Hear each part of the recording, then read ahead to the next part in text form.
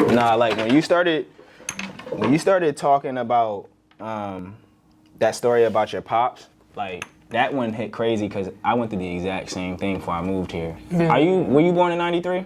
I was born in '91. Man, there's something about, like, I was talking to my friend today, it's like, yo, that pocket of 90 to 93, we just give our everything to everyone. Yeah. I don't know what that is, but that's a side note. It's like, I went through the same thing with my pops. Like, he called me, was going through it, boom, boom, boom, had to put on for him for a little bit. So it's like that one hit for me very close to home because, you know, my dad, I wanted to ask too while you were talking, is your dad American? Like, where is he from? He is Italian and Irish American. So he is, I think, like second generation immigrant. So where you from? Like, is he born over there in No, he was born in America. Word. So that means his parents were born here. But his grandparents were from, or maybe it was great-grandparents, but anyway. He was born in Jersey? He was born in Massachusetts. Oh, okay, word. You know, my people's from Boston, funny enough. Oh, yeah! You see how this is like, this is a thing, so I'm like, all right, yeah, so, because I can really, I imagine, like, when my pops had to come rock with me, that was my hero. Before, right? Like, and it's like to see the person who provided for me consistently, they needed me, that shifted my perspective about the world, going back to what we talked about in the beginning, where it's like those two things that we learned early on as children, it was like coming to fruition, but I was like mentally prepared. And I, like you said, like I would always, that would motivate me. I'd be like, yo, if like, even to this day, I'm still motivated by like, if I don't create things for my family, it's not gonna get created. Right. Like, that's one of my biggest motivating factors, and I try to make sure I manage that appropriately so that it doesn't compromise or, you know, conflict with my own personal happiness, because as we are discussing, it was something that we are learning to manage and put in prioritization. Yeah. And lastly, even the part where you mentioned the relationship elements, right? That made me think about the situation I had going recently in my life where my partner was like, yo, it feels like I have to do everything for you. And I'm like, bro, I didn't even know you were doing anything for me. Yeah. Right? Like, you know what I'm saying? So it's like, that was a super big disconnect. And they were like, what do you mean? I've been telling you over and over. And when you just told me what happened to you, like that it made you so distressed that you had to go get help. It's like, I saw that level of distress I was putting somebody through, and I'm like, yo, where the fuck is this coming from? I'm like, I'm doing this much damage to her. Like, I couldn't recognize it until, and as I'm saying it right now, I was like, in that moment, I recognized it was like, I think for me, I ain't gonna put that on your mans, but like, for me as a man, I think what I ended up prioritizing more was what I saw as long-term solutions, but how can I get them to a long-term solution if they're not making it stably day to day. Yeah. Right? She's telling me like, this is hard day to day. Yeah. These are the things that are happening day to day. And as men, we're like, oh, we'll get to it. Or when this gets done, that'll get done. And when this happens, that'll happen. And it's like, because we are not handling and managing the same things y'all are handling and managing. No, yeah. So, and that just goes for anybody. That might be for somebody who's the opposite, or any identification in a relationship. Is like, sometimes when you don't see or feel what your partner is going through, you tend to not know how, and this is okay, like this is what relationships are for, like you don't know how to do anything about it because you don't experience it, right? Yeah. Like you don't experience it, and so when they're saying it, you're like, okay, on my pain meter, that's a 3. Right. But on their pain meter, it's an 8. Right. They are not handling it well. Yes. And so that was my epiphany recently, is like, holy crap, I could have just did these things that are simple to me are distressful for her. Yeah. So why didn't I just do it for her? I even took times when she was explaining what she needed, and I was like, I would say things like, see, well, that's why you need to be doing it, so you can learn how to do it for yourself. And that's like the last thing. Like when you're with somebody that you love and trust, you listen to it. You're like, all right, well, yeah, I guess I do need to like figure out how to do. But then it's like, what the fuck am I with you for then? Yeah. It's like that's when it hits you, right? So it's like, that's what she started saying. She's like, yo, bro, like, what are you doing? Yeah. And I'm like, well, I feel like I'm doing a lot. I'm a man. I'm doing things that men do. So that, it's like, it's those dynamics. So I really resonated with what you said, because it's like, I seen that when you love somebody and you see it in them, you're like, I'm doing something wrong. Right. And if you have any, empathy, right, you attempt to do something about it. So I thank you for opening that up, because as creatives, especially when you like have a public image, and that's why I share my story like this, because I want to be able to get people in a more healthy space. Because one thing, and I can recognize it in you too, like you in a good space mentally and emotionally growing, right? Like we all obviously got more room to grow, but you've grown. And I'm listening to your story, I'm hearing what you've been through, and like I wanted to dap you up too, because it's like you a part of that. I took care of my parents, I really been through things, I really keep my integrity intact club. I'm a part of that club. We're a part of that tribe where it's like nothing takes us off of our principles, right? Whether it's family, whether it's being true to your art and yourself, whether it's being a thorough lover, whether it's adding value to a community. I want to talk about that next, because that's something that I also see is like you always show up and support people. And you mentioned that about your friends as well, where it's like, or people that you value, like you see them doing dope things and it inspires you. So where do you get that like community-oriented, family-oriented, like, not emphasis, that initiative, that's the word, that initiative to move like that? Because some people don't care. Like they self-centered and self-oriented. I'm not worried about nobody else. Well, it goes back to like when I was a kid. I remember I told you earlier off camera that like my mom was very much like involving me in a lot of communities. Like I did theater, I did dance, I did kondo, I did, fan dancing, I did violin, I did saxophone, so I was in every club, I was in every like organization, I was in every volunteering thing, and I didn't realize it at the time, but now when I look back, I now see that like, so if my mom had just kept me at home, right, with her and my dad, I wouldn't be in the same place as I am now, because she took me out, and I had to interact with all these different people, and it helped me. I learned things from my teachers, from my peers, from people who were already doing it. Like in high school, I went to a poetry thing, and there were poets there, and we did a workshop, and those are all opportunities that I received that not everybody gets. And so when I see somebody who is trying to do something, I want to support them, because turn up. I'm turned. Right. This is that talk. Right, because you need support. You know how it feels. You know what it is. You know how it works. Right. Because I've done events where it was like 2 people showed up. You know what I mean? And I wasn't worried about it at the time, because I wasn't really trying to do an event like in order to make money. I just wanted community. Right. Man. And I do feel I found that community, even just those 2 people that came to that event.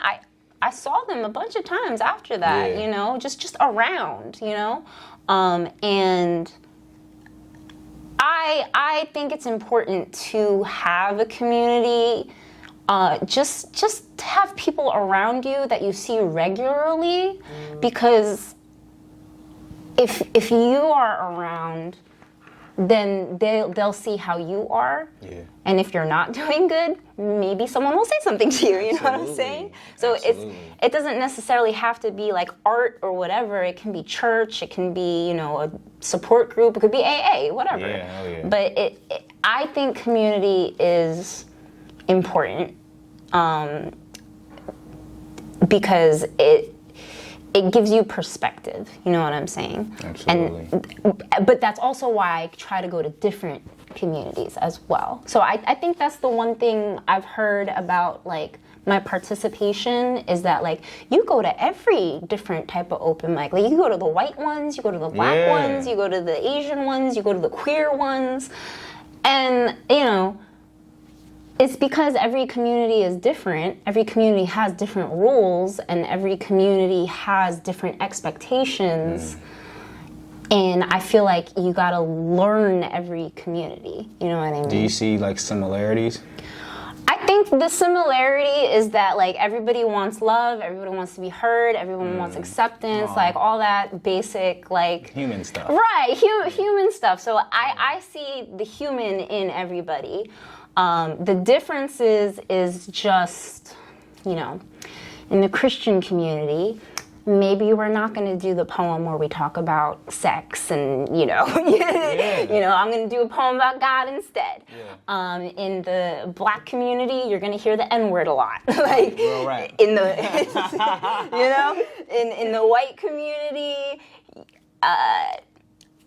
depending on which community you're in.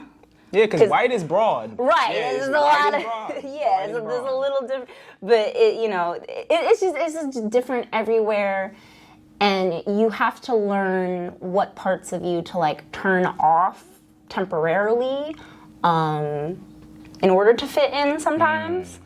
But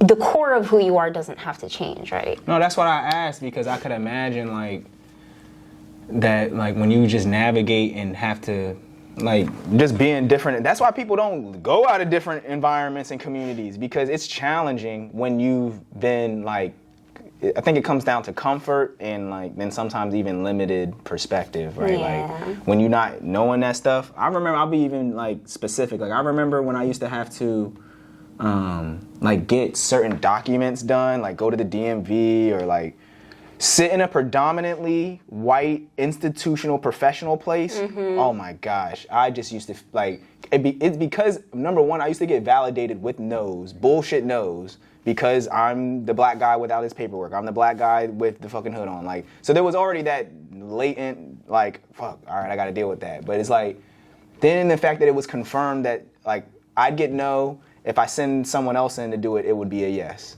So like that really punished me a lot to not be confident.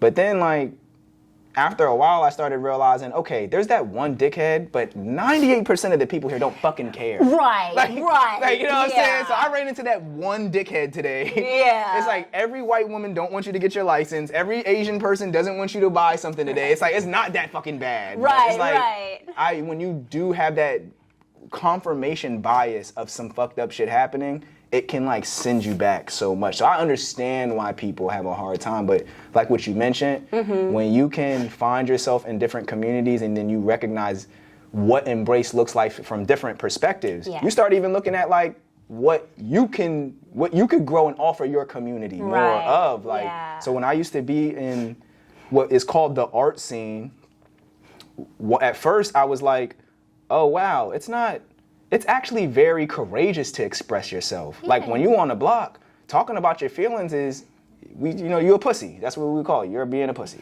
right? So it's like, but when you're in the art community, try and get on a stage and talk about what's going on at home. And I bet you'll see how hard it is. It's hard. It's hard to talk about what you got going on. You got to push past shame and insecurity and like stage fright and people's judgment and stuff. So it's like, when I used to get on stages, I used to like realize like, wow, I am terrified of this until, then I conquered it.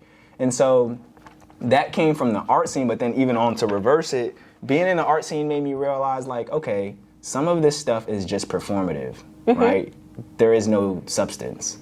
Some of it's not, I said it, there's not any substance in it. It's like, you did this because you wanted to appeal to larger groups of people. He said what he said. Particularly, you know what I'm saying? So it's like, now that I've been able to find that divine balance, and like, you mentioned also like those events with just a few people in the room. And you said when things don't go correctly, sometimes community can be the one that, tap you on the shoulder and give you that consideration. I've always been the youngest. My name's Little TJ on the block. I was the youngest brother. And I'm typically the youngest of all friends, so I was just a big observer, big in the background, just taking in on other people's influences. So then, like, once I had my commercial space and then people were looking for me to be in a leadership position, I would be like this all the time. I would be like, yeah, so like super low. I would be super low, but people were looking for me. I wasn't used to it. Yeah. So now that like experience in different communities and learning what my voice and experiences and sharing it and how it can impact and improve other people's lives and points of view, I use these opportunities to like be more, just to be more, literally to just be more, because I didn't see how much I was prior to all of that. And so I'm happy you mentioned going into different communities and doing the work that you do, because that just goes into why I rock with you. So you willing to just meaningfully touch on things that people just skate past or don't consider or don't mention, when it's like, when you're watching these things, people are looking at it and it's like, man, why y'all didn't talk about this? Why y'all didn't think about that? It's like you're very intentional about your words. So I like to end these conversations with actionable stuff that we can like offer people, because that's sometimes what people are looking for, especially with my platform. They're like, TJ, tell me how to make something. Tell me how did she get this far? Where did y'all get this? Like, some people just need, tips and roots to things. So can you talk about what are a few things that you've done to navigate maintaining your, and I need you to like phrase it this way, the way that I maintain my self-image, or whatever way you want to describe that, is like when you move around in different communities. So just to make it a concise question for you, how do you maintain your you, or like who you are, as you navigate and go into different places? Because creators are afraid of that. They're afraid they're gonna lose themselves. Well, I'm not sure, because I don't really know if it's conscious. Like, I'm not consciously thinking I need to be myself. You know what I'm saying? Yeah. It's just something.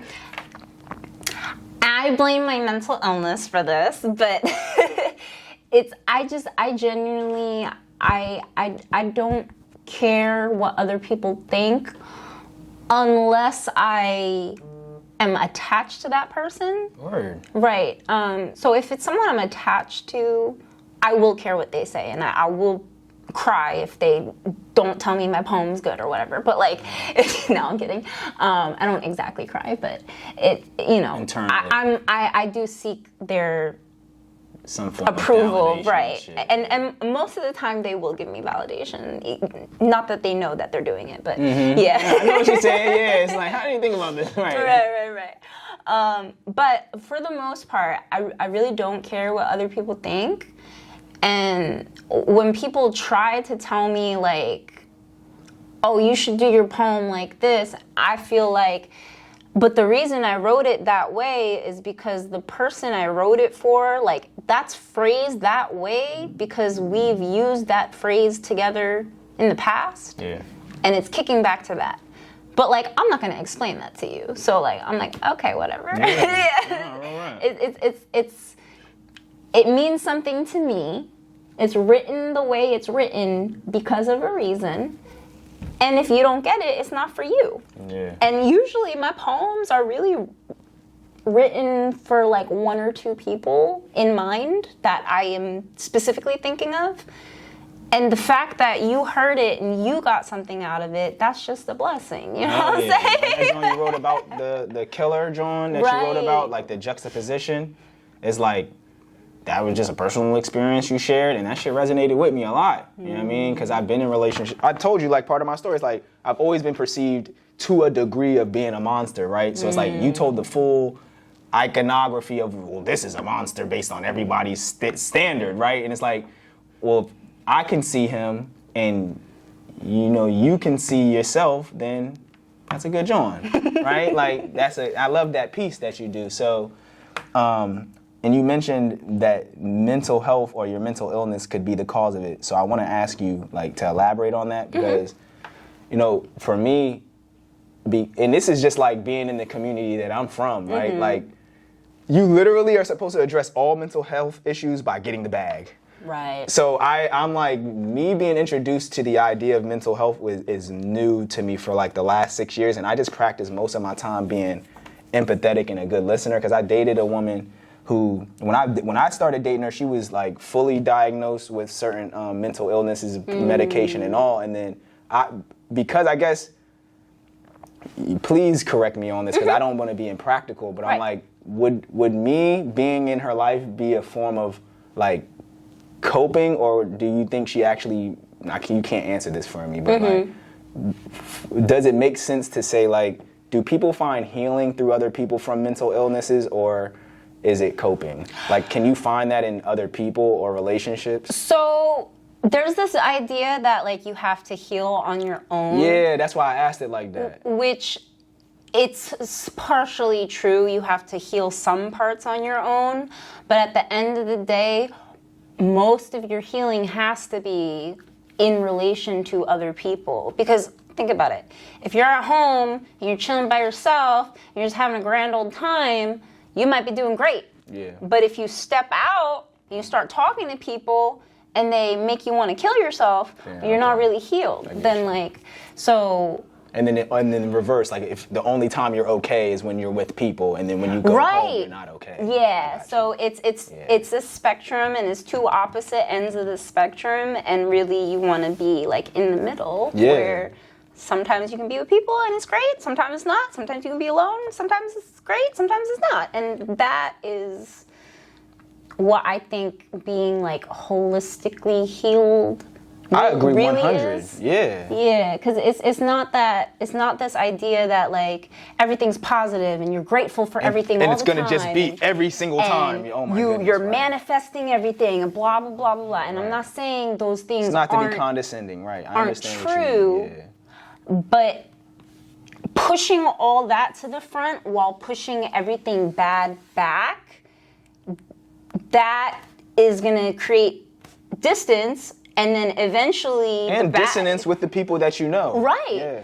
And that's eventually going to catch up. And it's eventually going to shoot back up because it's like, you didn't address these things. So I think that healing, part of it's by yourself, but part of it is with other people. And it's not about being positive all the time. It's about... Even if things aren't good, you know you will be okay and you're going to make it through it, even though it's going to suck. That's what I think being healed. Because like, when are you ever really healed? You know what I'm saying? Because you're going to get hurt again. Right. You can't avoid it. And I think that's what me and that's what I share with most people in relationships, is that loyalty and commitment, right? Like, I'm going to be by your side. Right, you're gonna make mistakes. I'm gonna be by your side. You might switch up your likes and your things that you want to do. I'm gonna still be by your side, even when the view's not hitting. I'm gonna be by your side, and that's what I've found. Like I seen a tweet one time, and it was like, therapy can be you speaking to people that you know won't judge you. You know, these little small things help me get a long way. So that's what I offer to people, because I had to confront all my mental health issues when I didn't even know they were mental health issues. Right. Like, you know what I'm saying? So it's like when I got to the point of being self-aware and loving with myself, it only would, like you said, continuously open more Yu-Gi-Oh doors of where I could deepen that relationship. Yeah. And those doors, sometimes I walk into the door, oh fuck. Like, and it's like, oh, I could love myself deeper than this? Like, literally, I made some muffins yesterday. Shouts out to Plant Crazy on Instagram, right? Because he does like these really dope plant-based meals with like these exotic fruits and all this stuff. And when I seen his page, I'm like, I'm in love. Yeah. I'm like, this is my next calling in life. I'm gonna be plant-based meal daddy. Like, this is it. This is my move. Like, I'm about to have all the recipes. I'm gonna be having my skillets. I'm like, I want to cook. Like, that has nothing to do with what I'm doing right now, and I don't know when I'm gonna start doing that entirely, but I watched my dad grow up and cook for the whole crib, so I already cook in my house. Yeah. But like, I wanna get like surgical. Right.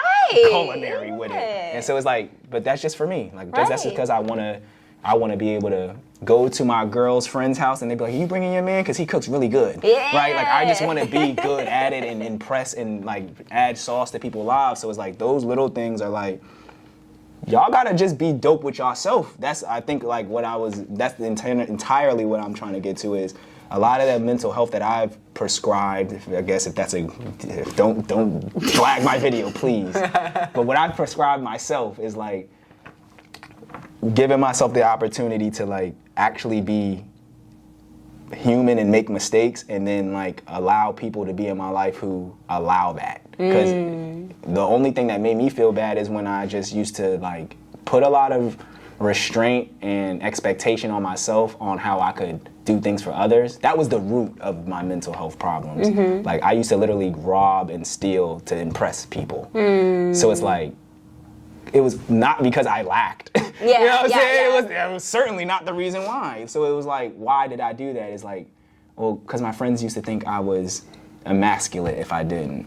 And so it just drove you until you start looking at yourself in the mirror and you'd be like, well, maybe I am what they say I am when I'm not doing what they're telling me to do. Same thing with your parents. It's like, well, maybe I am a failure if I don't go to college. Maybe I am broke. I don't have a job and this and that. And so it's like, that can riddle you with just insecurities, and, you know, depending on where your will is at or where my will was at certain times, I had a great conversation with a young lady out here.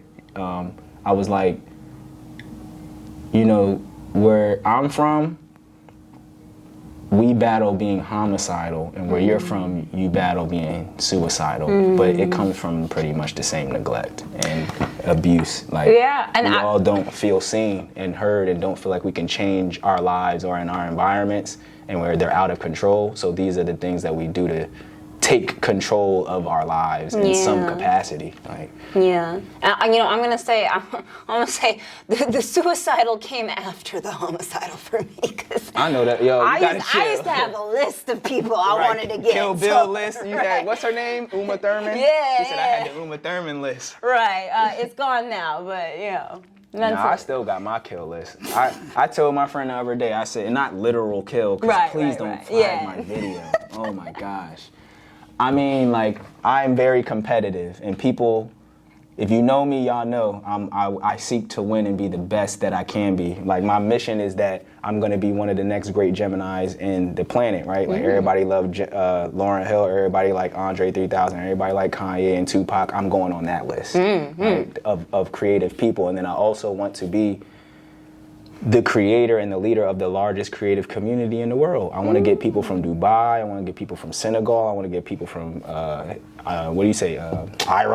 You know what I'm saying? We trying to link up all the creatives and use these digital platforms to transform and, turn over the world. Because I don't like the way it's run. I think it's ran pretty crappy. I think like people don't do things the right way. I think the resources are going the wrong way. And I think if you put more creative people in more of these positions to do something different instead of trying to get improved versions of the stuff that don't work. Right? It's like, just let us redo the whole thing. Right. We'll figure it out, and then the smart people can come in and improve the things we created, right? Like, but we got to start this from scratch because it's messed up. So I want to be a part of that change in the world. So before we slide, is there anything you want to say? Because I like to end every segment with a close-up. Like, so I clip it, and then I give you a close-up, and then you can give some words or some things you're working on or something for people to look out for. But before I do that, or is there anything you wanted to talk about or mention before I gave you your close-up and close us out? I don't know. There's just so many topics we covered. Absolutely. If I can have you back, I'd love to. Yeah, you know absolutely. Okay. Absolutely. Right. Yeah. But yeah, no, I feel put on the spot, so I'm going to say no. I'm sure later I'll be like, I should have said that. But it's all right. It's all right. All right, so thank y'all again, and we're going to see y'all later, man.